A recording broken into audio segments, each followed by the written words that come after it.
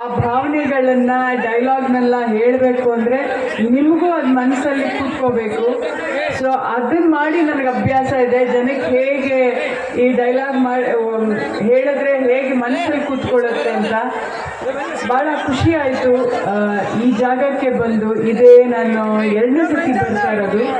ಮೊದಲನೇ ಸತಿ ನಾನು ಗೋಕಾಕ್ ಬಂದಾಗ ಜಾರಕಿಹೊಳಿ ಅವ್ರ ತಂದೆಯವರು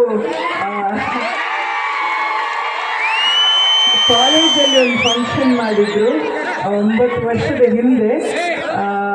ಭಾಳ ಖುಷಿ ಆಯಿತು ಗೋಕಾಕ್ ನೋಡಿ. ಅಂದರೆ ಬೇರೆ ರೀತಿಯಲ್ಲಿ ಅವಾಗ ನೋಡಿದ್ದು 9 ವರ್ಷದ ಹಿಂದೆ, ಈಗ ನೋಡಿರೋ ಗೋಕಾಕು ಭಾಳ ತುಂಬ ಚೇಂಜಸ್ ಆಗಿದೆ. ಹಾಗೆ ಈ ಜಾತ್ರೆಗೆ ನನ್ನ ಆಹ್ವಾನಿಸಲಿಕ್ಕೆ ತುಂಬ ಖುಷಿ ಆಯಿತು. ಯಾಕೆಂದರೆ ನಾನು ಸಾಧಾರಣ ಎಲ್ಲೂ ಬರೋಳೆ ಅಲ್ಲ. ಇವರೆಲ್ಲ ಬಂದು ನಮ್ಮ ಮನೆಗೆ ಬಂದು ಇಲ್ಲ ನೀವು ಬರಲೇಬೇಕು ಈ ಜಾತ್ರೆಗೆ ಅಂತ ಕೇಳ್ಕೊಂಡು, ಸೊ ಕ್ರೆಡಿಟ್ ಅವ್ರಿಗೆ ಹೋಗಬೇಕು. ಎಲ್ಲ ಇಲ್ಲಿದ್ದಾರೆ ನೋಡಿ, ಎಲ್ಲ ಅವ್ರಿಗೆ ಹೋಗಬೇಕು ಕ್ರೆಡಿಟು, ನಾನಲ್ಲ. ಅಮ್ಮ ಕರ್ಸ್ಕೊಂಡಿದ್ದಾರೆ ನನ್ನ ಈ ಜಾತ್ರೆಗೆ.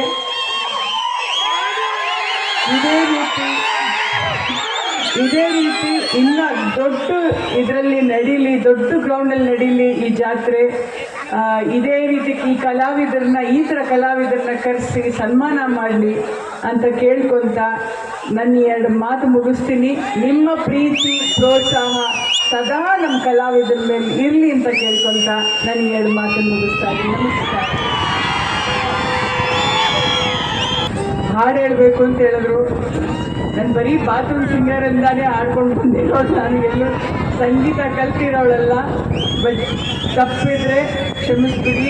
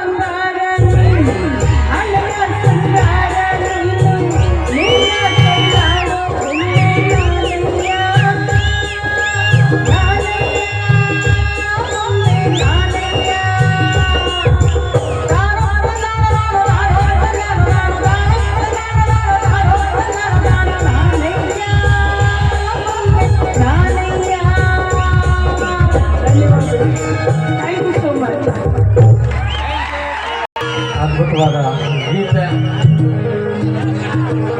ಅದೆಷ್ಟು ಮನಸ್ಸಿನಿಂದ ಕೇಳಿದ ತಕ್ಷಣದ ಸಮಯ.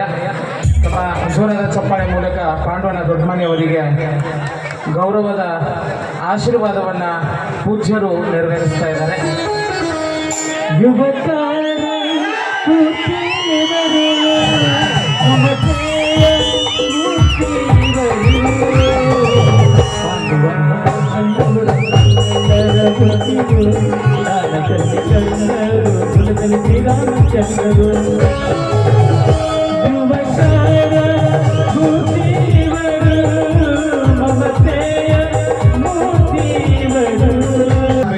ವಿನಂತಿಸ್ಕೊಳ್ತಾ ಇದ್ದಾರೆ.